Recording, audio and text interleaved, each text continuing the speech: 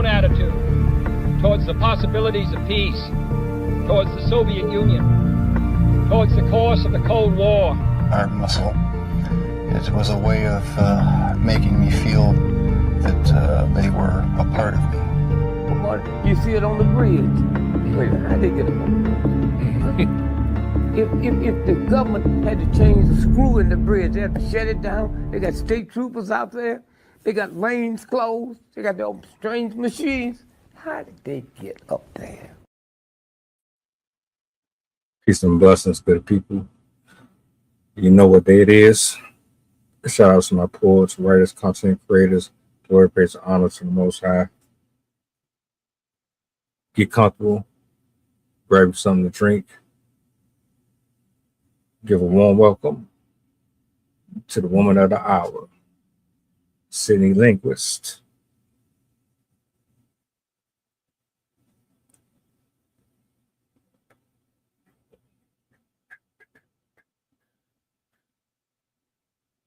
Hold on a minute. There it is.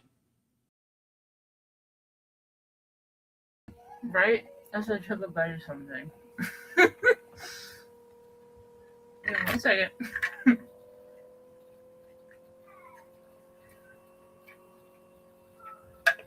Alright. I'm good. My bad.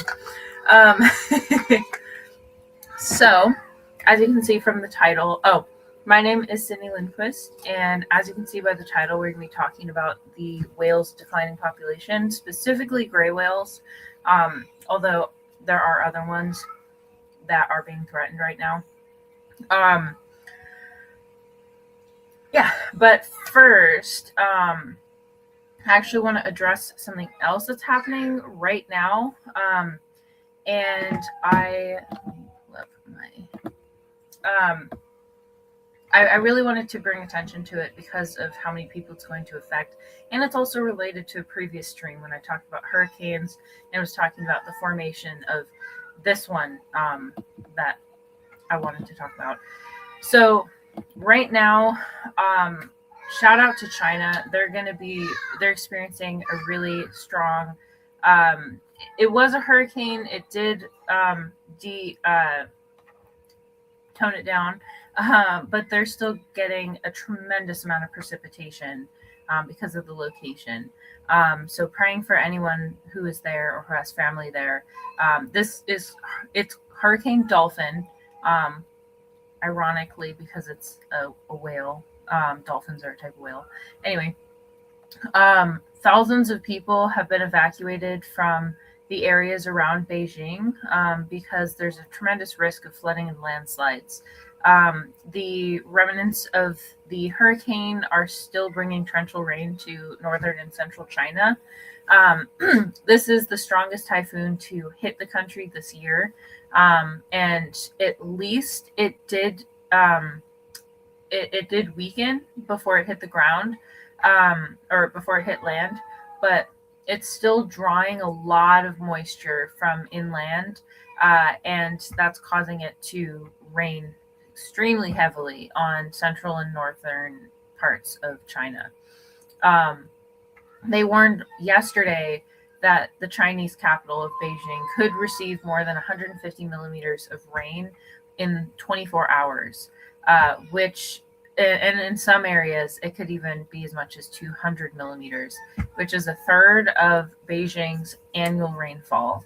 That's a lot of rain. You're getting 4 months of rain in a single day. They also are expecting heavy rain, the heaviest rain on Thursday, and they're expecting 24-hour totals of 350 millimeters in certain areas. They've also broken rainfall records so far in other parts of China. I'm probably going to butcher the pronunciation, and I apologize. Wugong or Wugang in Henan received 209 millimeters, and then an area neighboring Hubei got 169 millimeters, both of which were August records. for rainfall. So they are dealing with a tremendous amount of rain, a extreme risk for flooding.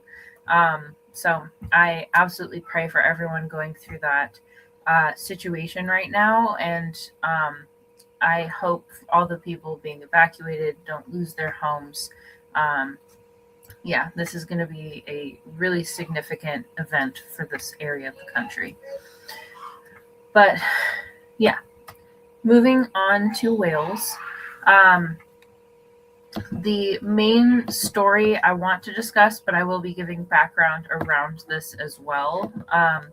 Because right now, scientists are extremely worried because Pacific gray whales are having a severe die-off as climate change and other like overfishing and stuff like that affect their food supply. They had in 2019 a population of about 20,000. It has since, as of this year, dropped down to fewer than 13,000. And it seems like their deaths are accelerating. In the 70s, they came close to extinction because of a number of factors, but whaling was one of the reasons. There were some other issues too. But they rebounded because there was significant conservation efforts to save the whale. If anyone was alive in that time period, they probably would remember that campaign. And as of 1994, they were delisted as an endangered species. However, now they're dying off. Between 2025 and 2026, they estimate that between 2,500 to 8,000 whales are estimated to have died in this time period, which they're calling a catastrophic mortality event. It's really hard to tell how many have actually died because most of the time, especially when they die out to sea, they sink. They basically, when a whale dies, it's a pretty cool experience if you get to see it. But when a whale dies, it will, in the right conditions, it will float there or land on land. It'll get onto land, and they have a lot of gases in their stomachs, and they will actually explode. It is not something you want to be near when it happens, but it does actually happen. That sometimes when they're decomposing, they will actually explode. But they've had strandings where whales are washing up on shore. Because when they die in the water, they sink. They sink to the bottom of the ocean. But when they are close to land, or if they're still floating and approach land, then they can end up on the beaches. And sometimes they land on the beach still alive, but then pass away on the beach. So between 2006 and 2023, whale strandings are the average number of gray whale strandings was 43. But in 2025, it's now 179, which is crazy. And just in the first half of this year alone, we've already seen 146 whale carcasses. So there is a significant amount of whales that are being affected by this event.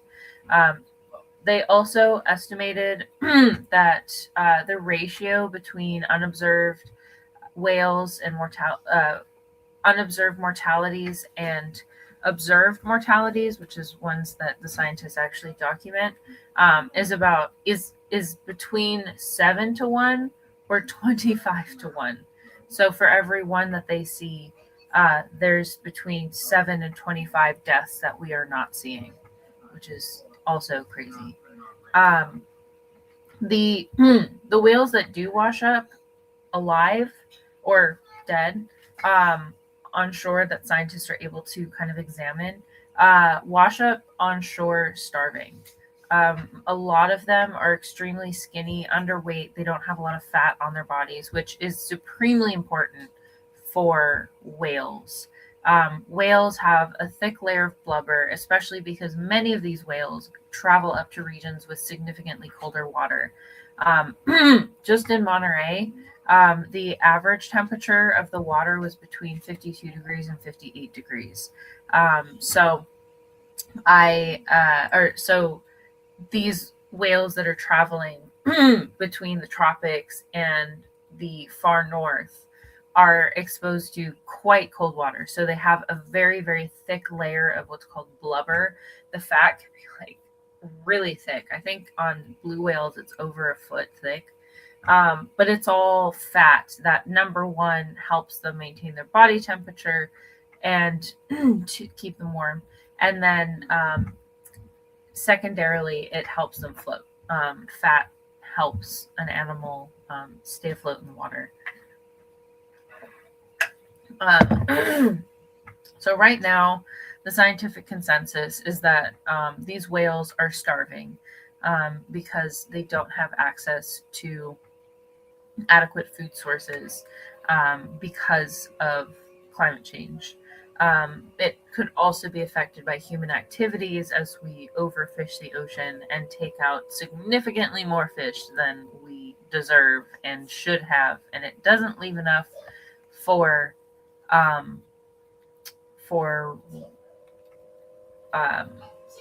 living. Or I'm sorry, I'm hearing my child, so I'm getting distracted. So they don't have enough food, and they're competing with each other for enough sustenance. Give me 1 second. Mick, can you come get Everest? He's messing with a baby.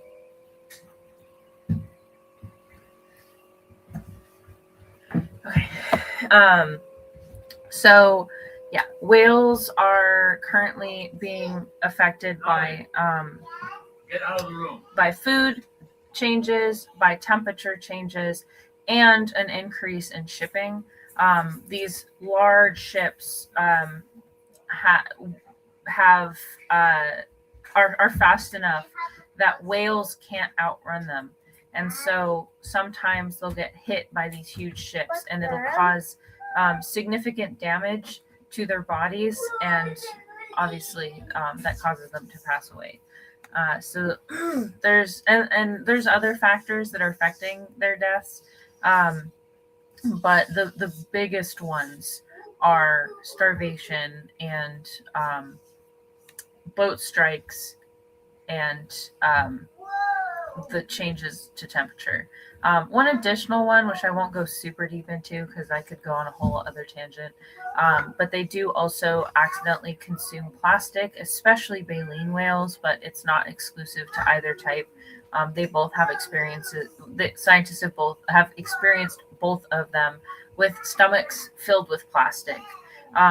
Some animals mistake plastic for jellyfish. Some of them, which I'll explain in a little bit, they open their mouths and swim through the water to feed. And so they're also able to capture plastic in their stomachs. Some of them eat jellyfish in the bag. Oh, I just said that.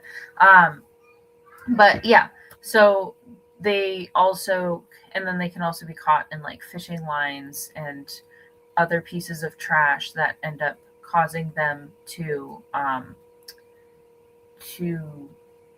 get either sink or just like get strangled. So yeah, there's a lot of ways that our human activities are impacting them. There's also another theory that because they have to vocalize louder, because the ocean has gotten louder due to all of the stuff that we're doing in the ocean with like drilling and testing of weapons and you name it. The ocean's a super loud place. They are because they're vocalizing louder, they're having to use more of their energy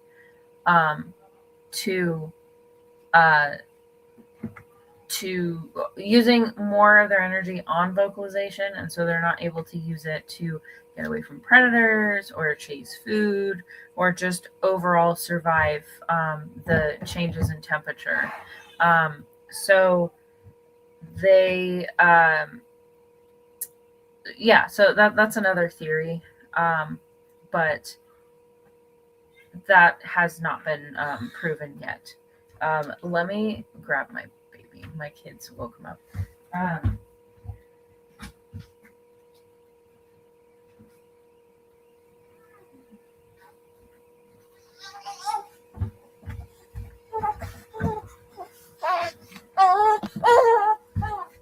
Nick, can you help him wet himself? Okay. All right. So before I kind of get more into the stuff about the whales dying off and more numbers and stuff like that, I wanted to kind of go back and talk about where whales came from, how they are in the environment, and why it's so important to care about them. So whales are creatures that have existed for about 50 million years, or at least their prehistoric relatives started around that period.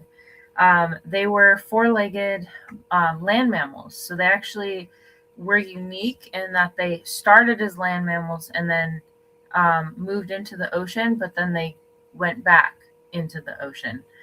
We all know the story with fish, but these guys actually did it in reverse. They started coming off the land and moving into the ocean because at that time there was abundant fish, and at the time land predators were very large in certain circumstances, and there was a lot of predators. So they moved into the water because there were less large predators and more food. And then over millions of years, their natural selection, which is the process in which your genes pick favored traits to help you better survive or help your ancestors, descendants survive, because basically the ones that didn't have favorable traits would die off, and so the only ones that would mate successfully were the ones that had favorable traits.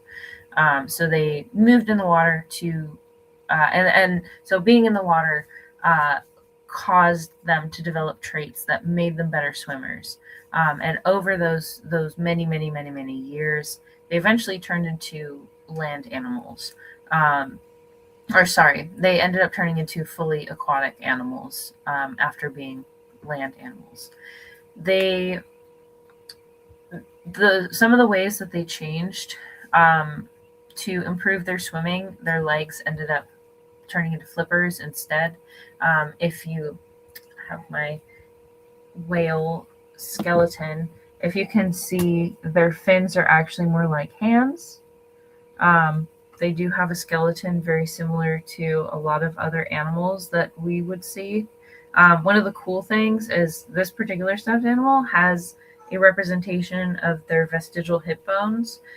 Because these used to be land creatures, they did lose their legs over time, but they still kept the hip bones. And so on whale skeletons, you can actually find the little bones hanging below their skeleton towards the back, and that is the remnants of their back legs. They ended up. They also had their nose moved to the top of their head. That's basically what blowholes are, and it made it so it was easier to breathe. All they would have to do is come up and then go back down. They don't have to like stick their head out of the water, and you know how we are. So that's why they ended up with breathing holes on the top of their head instead of in the front of their face, like most other types of mammals. And yeah, as I just said, whales are mammals. They are not fish. They're not like sharks. They are mammals just like us. Breathe air. They have babies. They have internal skeletons. They're a lot of people think they're fish, sadly. Um, so there are two classes of whales. There's baleen. There's baleen whales, which are called mysticetes, and then there's toothed whales called odontocetes. Um, Mysticetes, or the baleen whales, use keratin plates to filter small food out of the water. They're basically like, I don't know if you've ever seen a whale's mouth, but they have like a toothbrush material kind of in the front. And then if you see the plate individual plates, it's like there's fuzzy fibrous hairs all up the side, and then the back part is just a plate, and then all together it makes like a screen basically in their mouth. And so when they open their mouth, they swim through the water, they close their mouth, and then they push the water. Or this is for baleen whales. The baleen whales will push the water through this keratin, and it'll get stuck on all the little fibers. And once they get all the water out of their mouth, then they it's like through their teeth. They then are able to lick the baleen off lick the plankton off the back of their teeth, and then, or baleen, and then eat it that way. Very, very unique that they do that. Odontocetes are the toothed whales. Those are the ones that eat fish, squid, seals, stuff like that. Baleen whales that most of us would recognize, there's gray whales, humpbacks, blue whales, fin whales, and then there's also toothed whales like dolphins, killer whales, sperm whales, belugas, narwhals. All of those animals will eat large prey. The others will eat small prey. The difference between the two different types, baleen whales have 2 blowholes, and a toothed whale only has 1. And it's blue. I mean, their blowholes are really interesting. I used to work in an aquarium, and they had dolphins there. And you can actually see, like, there's the hole, and then they have a flap. And so they open it and breathe and then close it.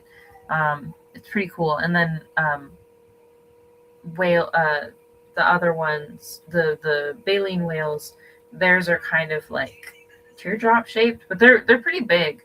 I think maybe like that's 1 nostril on a whale. So yeah.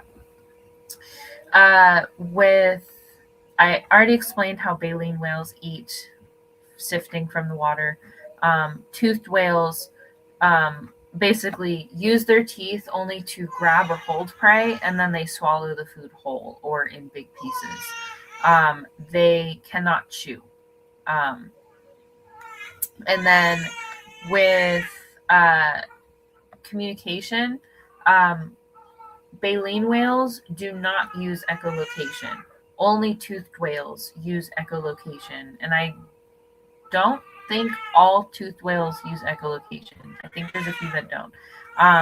But they don't use echolocation, which is the process of sending sound out in front of yourself, or just sending sound out and having it bounce back.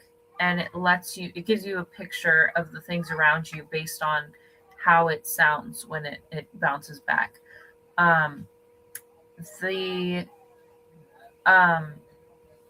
The whales' frequencies are quite incredible.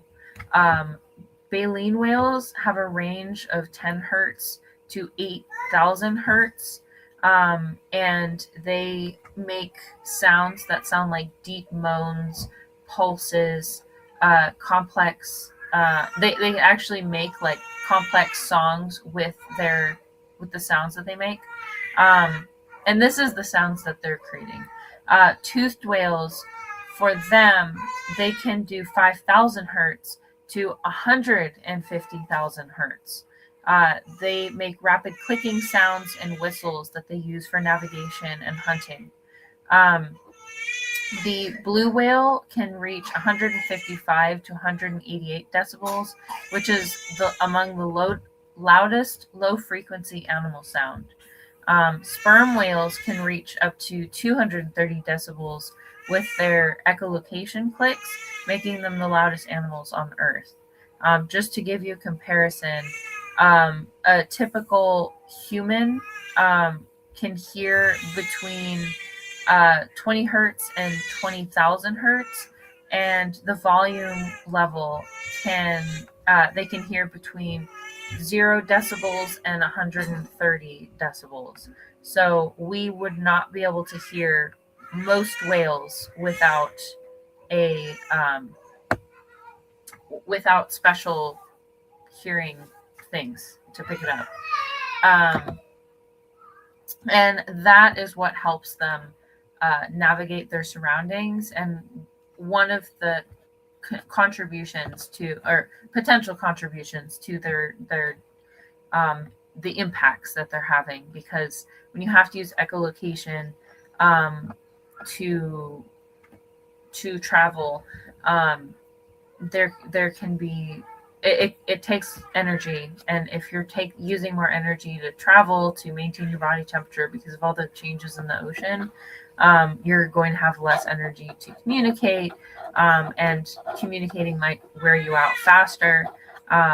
And also, as I said, the loudness of the ocean is affecting their ability to communicate with each other. There's some suspicion that change their ability to all the ocean noise is contributing to them beaching themselves. Beaching events can sometimes include hundreds of individuals.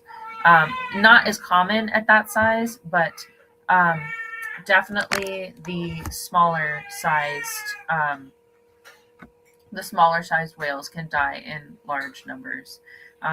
Big whales can still show up in decent numbers for their size, but it's not as common for there to be like hundreds of them. That would be really difficult. So a big reason why there's a bunch of reasons why we want to care about whales. They are considered a keystone species because their benefits and their purpose and their the things that they do for us are way outsized compared to the number of whales that exist. The whale, May, you can bring them to me. They have scientists have described what's called the whale pump, and this has a huge effect on ocean fertilization.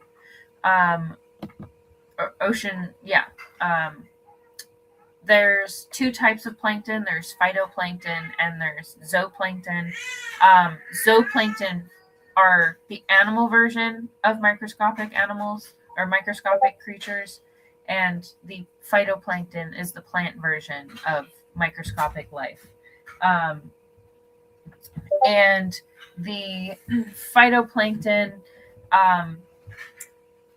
eat the phytoplankton are eaten by the animal type plankton, and the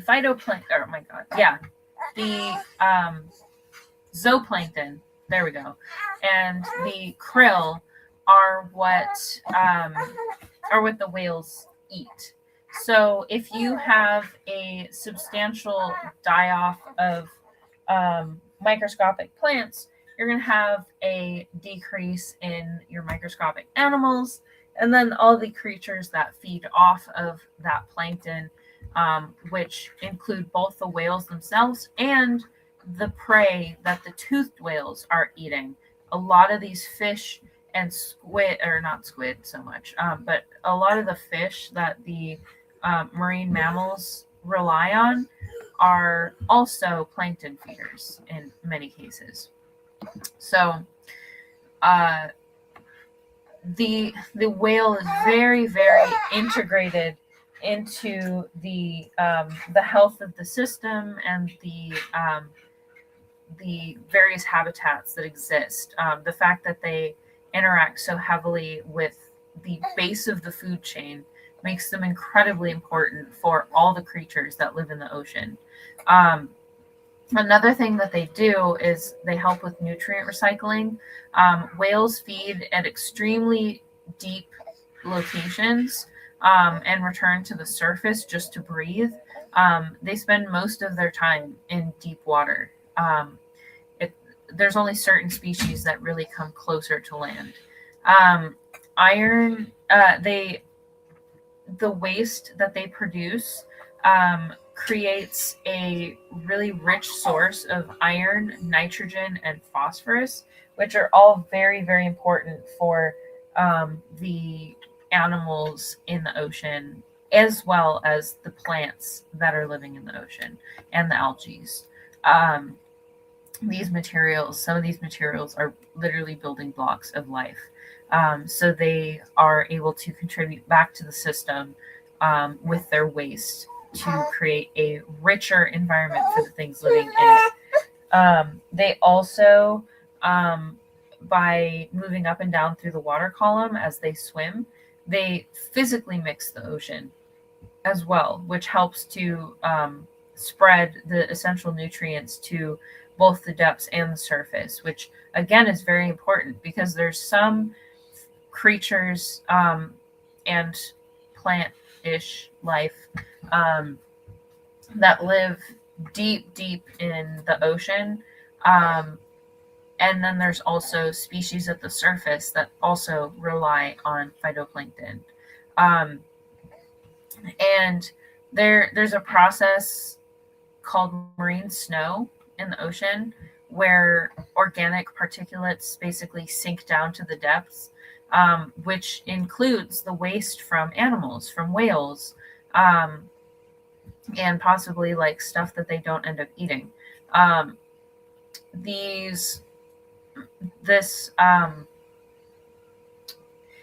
marine snow is basically the base of the food chain in the depths, in the deepest parts of the ocean. Most of these animals rely on this marine snow as a source of nutrients.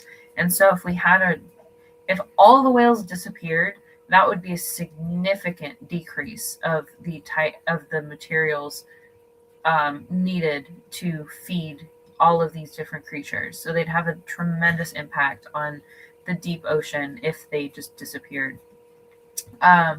They also help with oxygen. We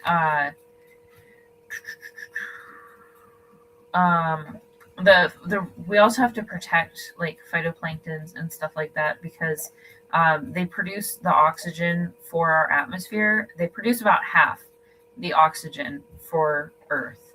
And then they also trap massive amounts of carbon dioxide. When whales eat this plankton, they end up storing all of this carbon inside their bodies over the course of their lives. And some whales can live for a very long time. They actually found a sperm whale fairly recently. I think it was like maybe within the last 2 decades. I just don't remember when exactly it was.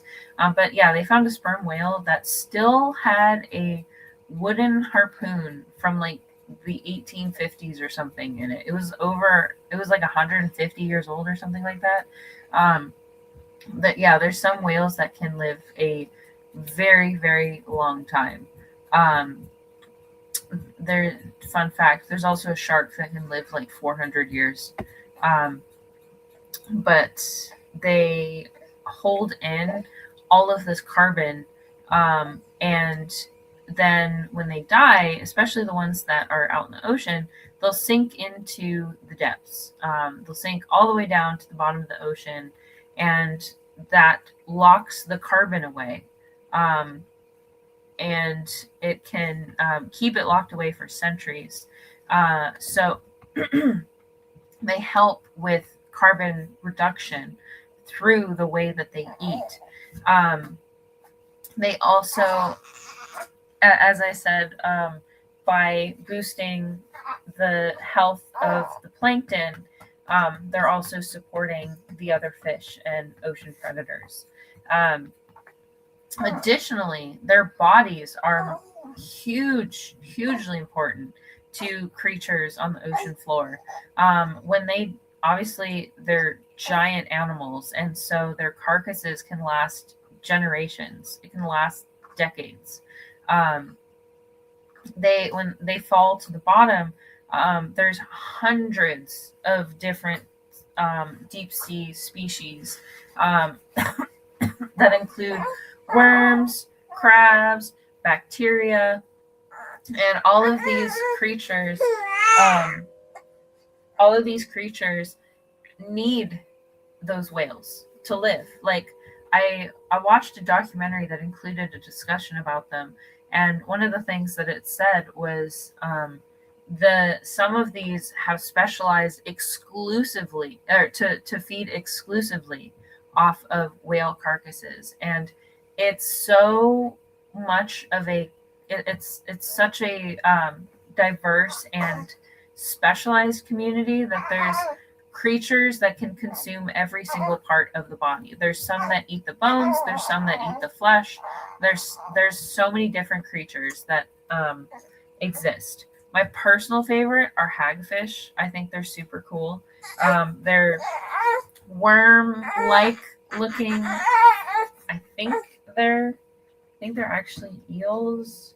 But their call to fame is that they produce slime extremely quickly, and so their body is covered by this really thick slime. That way, if an animal bites them, they basically just fill their mouth with this slime, and they produce it so fast that if you try and pick one up, you can literally just like have handfuls of slime in your hands just from what they're producing when you're touching them. I've held hagfish before. It's quite interesting.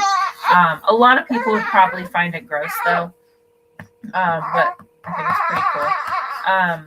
But yeah, a lot of different creatures feed on these whales and help every community in the ocean, the deep sea, the shallow waters, and then all of the fish that are traveling through the ocean ecosystems.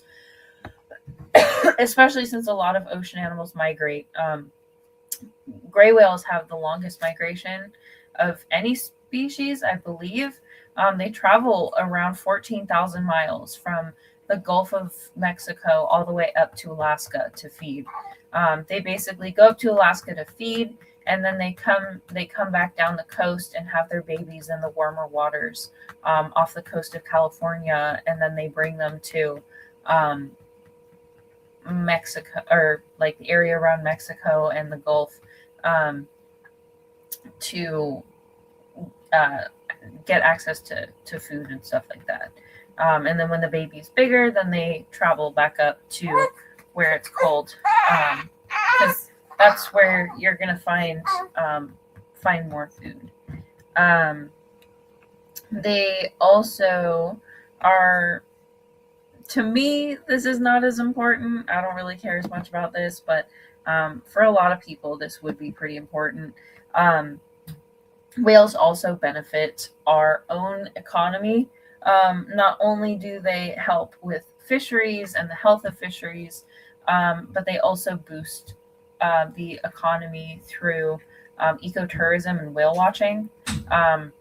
So having whales around is helpful to us as well in certain ways.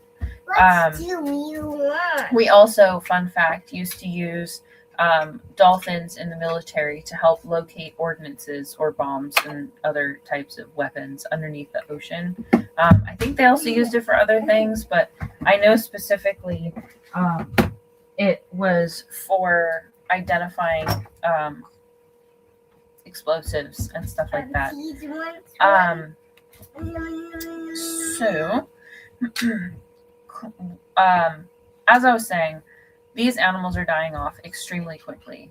Gray whales are not the only species to be affected by this, but they are one of the ones most extensively being affected by this stuff.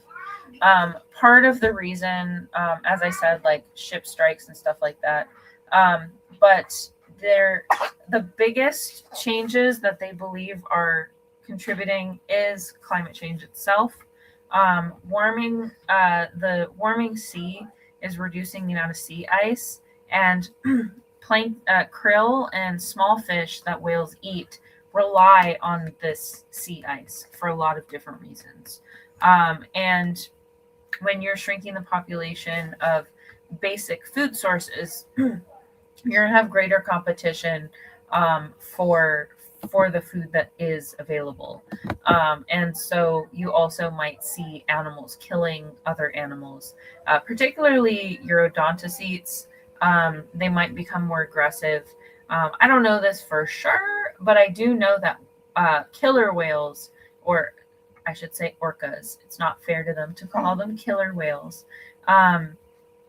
Orcas are attacking boats. They're killing animals for fun. So there could be some type of thing.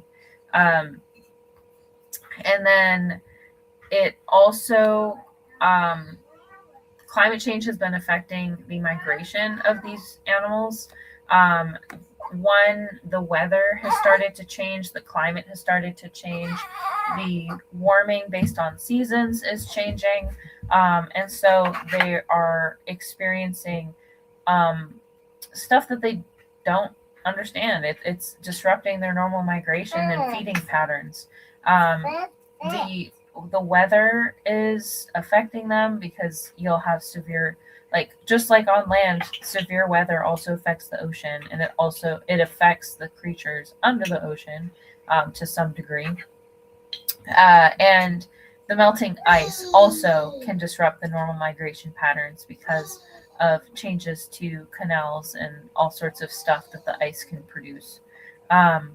They also can also have habitat stress as a result of the changing temperature and water chemistry, because the temperature of the water, as well as all the stuff we put in the ocean, are changing the water's makeup, which also makes it harder for whales to survive and raise their babies. That's a huge component, is being able to raise healthy calves. And if you're stressed for food and experiencing changes to where you travel and how you navigate and how you communicate, you're going to be less likely to raise healthy calves. So it's important for us to consider all of the creatures that live in the ocean, because we rely on them. We cannot separate ourselves from nature because we rely on nature for our existence.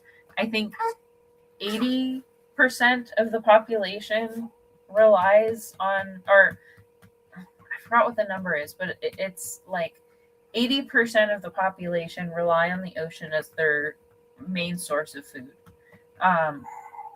So we are, we're affecting ourselves by affecting the whales. And we also are affecting the entire ecosystem of the ocean by losing these whales. Some people might know, I almost said remember, but no one would be alive. I mean, actually, people might be alive, or people might remember this part, but whaling used to be legal. It was at one time the biggest contributor to whale deaths. They would hunt them extremely extensively. Like if you look up the pictures, it's quite sad. You can just see whale after whale hung up to be processed. And it began as an organized commercial practice in the 11th century. but it expanded globally when they started to use whale oil for lighting, as well as machinery during the Industrial Revolution. They hadn't really discovered petroleum yet, petroleum jelly and the oils and stuff that you can get. So whale oil was quite beneficial and used widely as a source of lamp fuel. And there's also the sale of their bones and stuff for various things.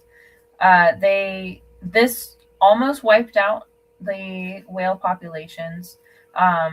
Certain animals were basically at extinction levels, but in 1986, the International Whaling Commission, which regulates whale management and conservation, helped create a global ban on commercial whaling with some exceptions to allow the populations to recover. Countries like Japan, Norway, and Iceland still do continue to commercially fish or do hunt specifically for a whale. But this is allowed in certain circumstances. Indigenous subsistence, I can't say that word, is still permitted. So indigenous species that live in certain areas that rely on whales as their exclusive food source are able to still hunt whales. I know specifically Greenland is one of those places. There's a woman that I follow on YouTube that actually has shown videos of her preparing whale meat. And she says one kill can last them like the whole year, which I totally believe. So, yeah, we have brought the gray whale species back up to we had since brought the species back from the brink of extinction.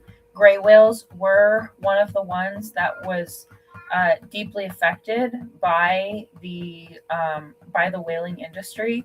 But once the ban went into effect and the Save the Whale campaigns really picked up, we saw a rebound in the population, and we were able to get up to, I think, let's see.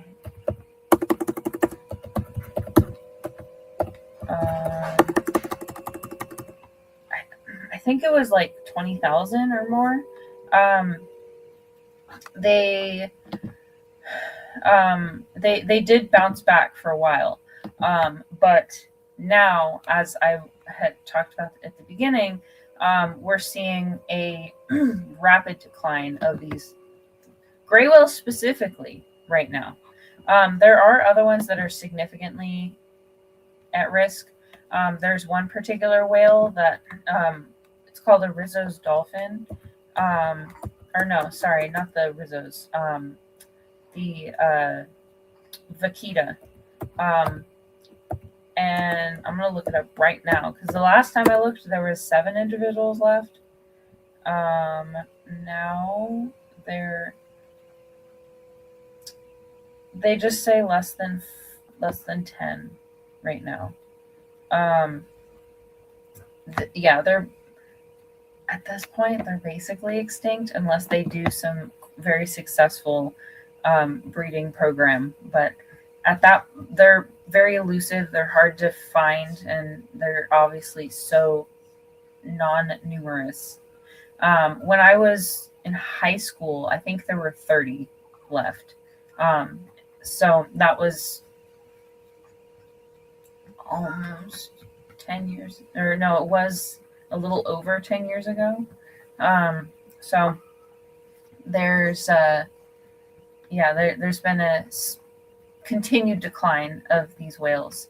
But that's for the vaquita. That's not the gray whales.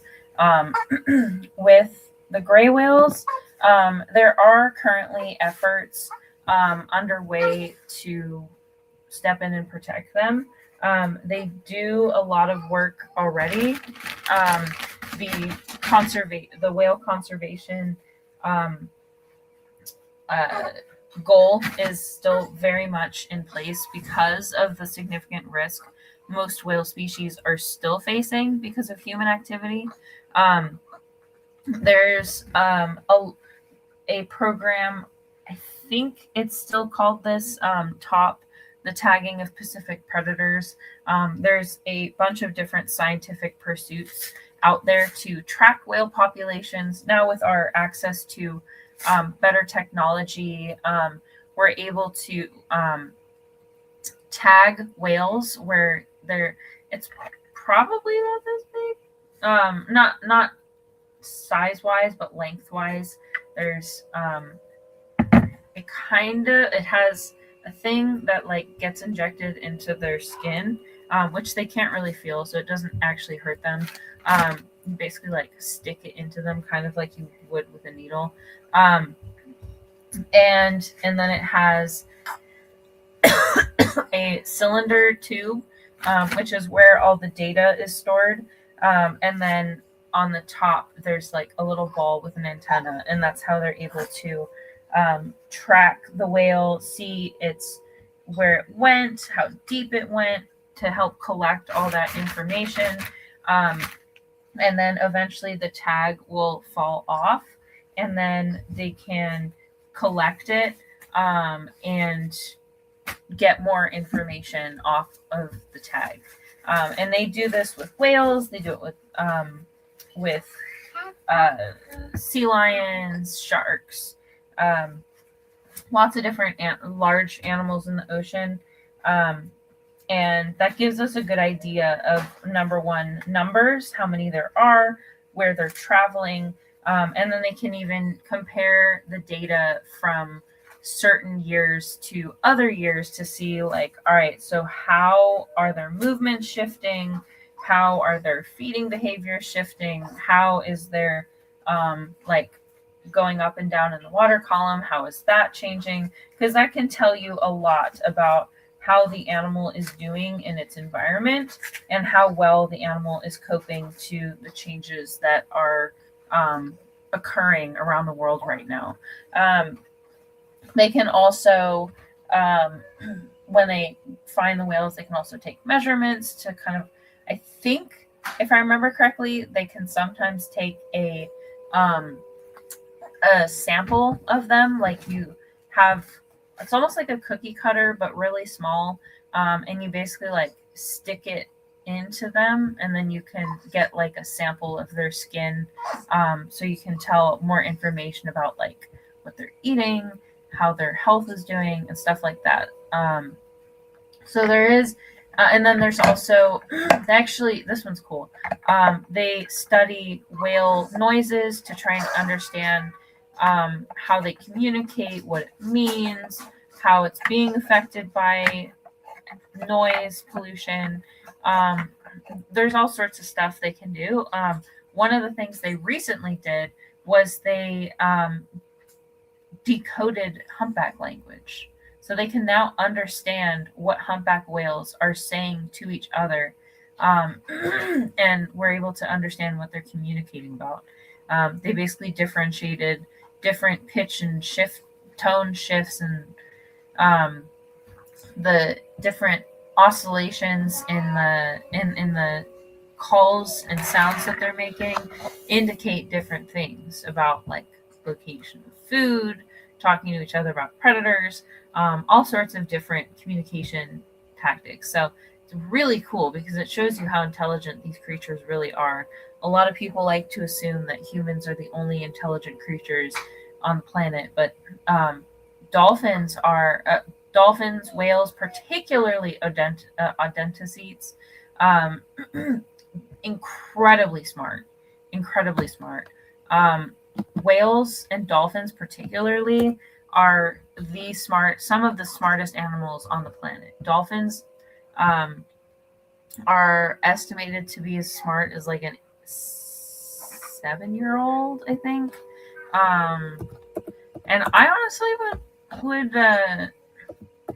would say that they could actually be smarter. We just don't know how to decode their thinking yet, and we don't actually know it. Orca whales, dolphins, some other of the odontocetes, they literally plan out their hunts and stuff and give each other directions on where to go and how to handle it.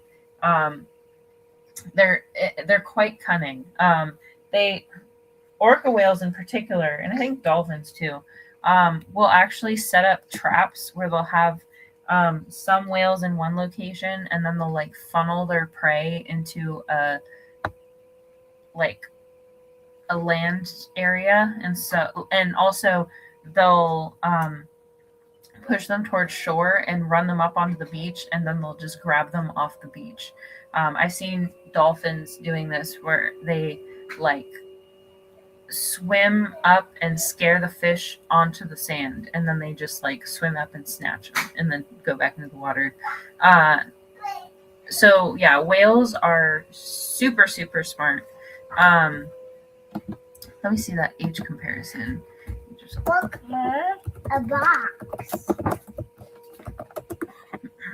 Look, a box. Let's see. Intelligence. It's raining. It's falling. And then two. On. And then two. A orca has, let's see. Dolphins have the intelligence at around a 2 to 3 year old. But apparently, scientists are suspecting that orcas might be as intelligent as humans. So, as I was saying, I think these animals are a lot smarter than we think they are.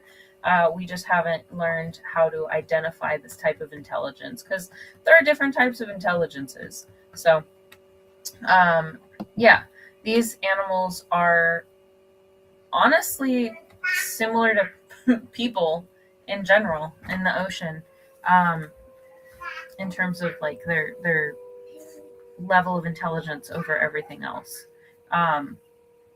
So yeah, they're amazing creatures. It would be an absolute tragedy if we lost whales. I don't know if anyone has ever been whale watching, or has had the opportunity to see an actual whale. But it's mesmerizing. These are huge, huge animals. They run the gamut. There's some that are pretty small, but the blue whale, I think its max is like 100 feet long. There's a blue whale skeleton at the aquarium I used to work at, and she was 86 feet long, I think. Blue whales can reach 98 to 100 feet long and weigh up to 200 tons. And just to give you a comparison, a African elephant is how many tons? In tons. I want tons, not pounds. 1.7 tons. So, an elephant is like, it would take 200 elephants to weigh as much as the blue whale. So, I'm not very good at math, so that might be a little bit off. But yeah, there are a lot. It takes a lot of elephants to weigh as much as one blue whale. And blue whales are, in fact, the largest animal that has ever existed. I'm fairly certain there are no prehistoric creatures that are bigger as well. Just while I'm thinking about it too, that's actually why they are so vulnerable, because they're such large creatures. Not only are they entirely dependent on the ocean, because if they do land on the beach, they suffocate because their bodies can't support the weight of their body, and so that it like pushes down on their lungs and organs, and it causes them to stop breathing. Additionally, they require far more nutrients than any other animal. They're eating constantly, and it is. Let me see. I remember this. I don't remember the exact number.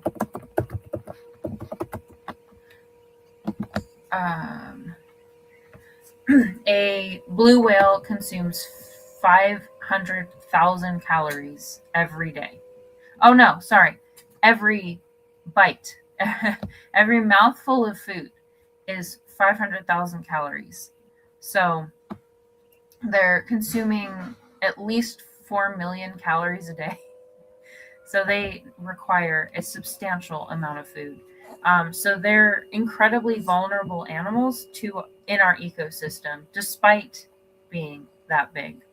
And as I said earlier, they are immensely important for the ecosystem. We need it for fish. We need it for plankton. We need it for people. We need it for everything that lives in the ocean and our own selves. And honestly, even some of the land ecosystems probably would suffer if whales disappeared because of the interactions they might have with the ocean, and ocean birds, all that stuff. So it's really, really important for us to care about the creatures that we share the land with, or oceans in this case. So we have to start, one, demanding legislation that protects animals. Just like on land, there are parks in the ocean, essentially. They're called marine protected areas, where people are not allowed to go, and there's more strict boat requirements and all sorts of stuff to keep the animals in those areas safe. So we need to create more marine protected areas for animals to live in.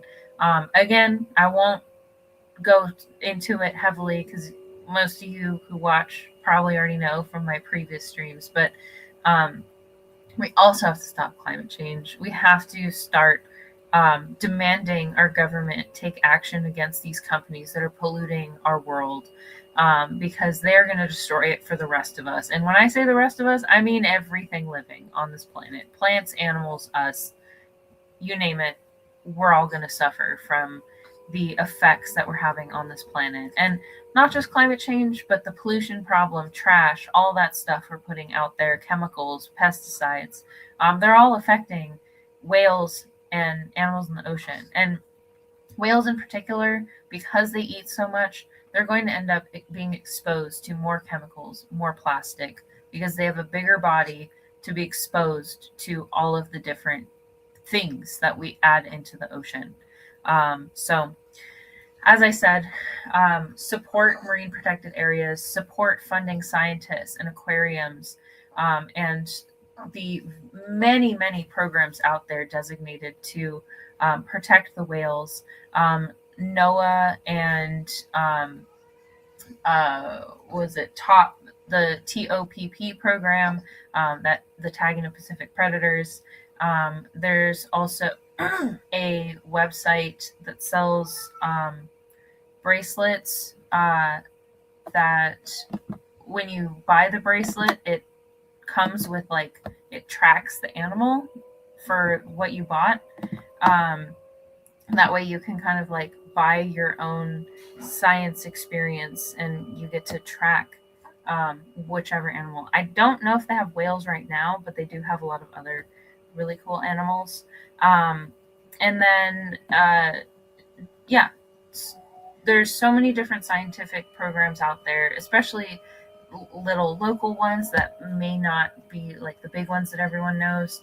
And I highly suggest looking up different programs that exist, different ways to support scientists. there's a lot going on in the world, and we really need to start coming back to a scientific-minded existence. We have to support the animals around us. We have to support the people that are supporting the animals. Just to throw in, don't go to SeaWorld. But other than that, I hope you learned a lot from this episode. I very much enjoy talking about the ocean and ocean creatures. If you have watched my stuff before, you can probably guess I love natural disasters. I love talking about climate change, sciencey things, but oceans and whales in particular are a soft spot of mine because I grew up wanting to be a marine biologist. It wasn't until college that I switched my major, but up until then, I wanted to work in the ocean with the ocean. I loved sharks and everything, dolphins, whales. And even though it's not my focus right now and my specialty anymore, I still have a super invested interest in studying the ocean, understanding it, and talking about it, encouraging people to love the ocean as much as I do. I do have a master's degree in environmental education, so I do have some experience under my belt as well. So if you guys have any questions or want to explore topics related to this, or branch out on other things that I said, please feel free to comment, let us know. I love talking about topics that other people suggest just as much as I love talking about the stuff I'm interested in. So if there's anything that you'd like to know, I'm happy to make a little presentation on whatever it is you want to hear. And other than that, I just want to thank everyone for watching. Again, I hope you enjoyed watching. You learned something new, and let's try and save those whales. And also, I did not hear about the cop that fell down chasing somebody, but I'm interested, so I will be looking that up. So thank you guys. Have a good Wednesday, and I will see you guys Friday, and next Wednesday will be my next show. So have a good night, guys. Own attitude towards the possibilities of peace, towards the Soviet Union, towards the course of the Cold War. Our muscle. It was a way of making me feel that they were a part of me. You see it on the bridge. Wait a minute, how did they get it? If the government had to change the screw in the bridge, they had to shut it down. They got state troopers out there. They got lanes closed. They got their own strange machines. How did they get up there?